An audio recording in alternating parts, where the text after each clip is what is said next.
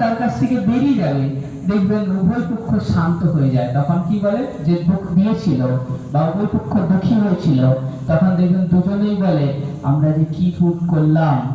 কি অনুভব হয় না, হয় না? তখন বলে ভুল করেছি, তার আগে বলে না। এবার রাবণ যখন কারোর মধ্যে প্রবেশ করে যায়, দেখবেন তার নিশা নিয়েছে, আপনারা সব চিনতে পারবেন। কেন? আপনারা মায়াজিত হবে। মায়াজিত হতে গেলে মায়াকে চিনতে হবে, যে মায়া আপনার সঙ্গে কি কিভাবে বার করে, আপনাকে যুদ্ধ করে। কি চিনতে পারেন মায়াকে? দেখেছেন কেউ মায়াকে? দেখেন? চলুন আপনাদেরকে নিশানি বলে দিচ্ছি, কিভাবে সারাদিন আপনাদের সঙ্গে যুদ্ধ করে, সারাদিন করে।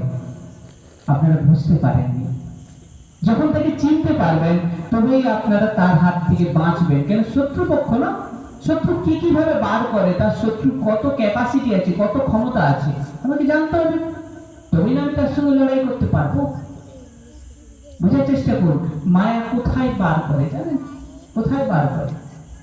কেউ বলতে পারবেন মায়া কোথায় বার করে আমাদের? কেউ জানেন না?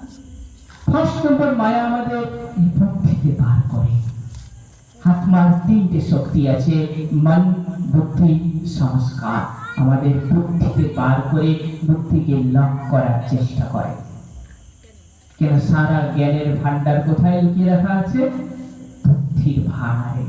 সেটাকে লক করে দিলে সব খেলা শেষ, আপনি সব ভুলে যাবেন, আপনি সব ভুলে যাবেন। এর জন্য দেখবেন ভুলার রোগ ধীরে ধীরে বাড়তে আছে। তো এই বুদ্ধি কি করে বার করে সেটাও বুঝুন।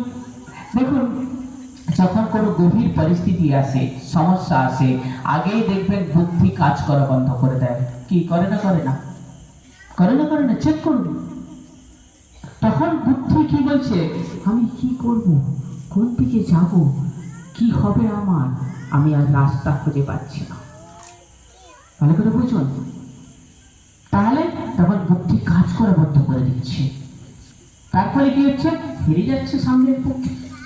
তো আপনার যেরকমই পরিস্থিতি আসুক, যেরকমই সমস্যা আসুক, আপনার বুদ্ধি থাকবে অচল, অডল। এর জন্য রামায়ণে দেখানো হয় অঙ্গদকে। অঙ্গদকে দেখানো হয় যে রাবণ লাস্টে এসে তার পা হিলাচ্ছে, হিলছে না। অঙ্গদের মতো আপনার বুদ্ধিকে অচল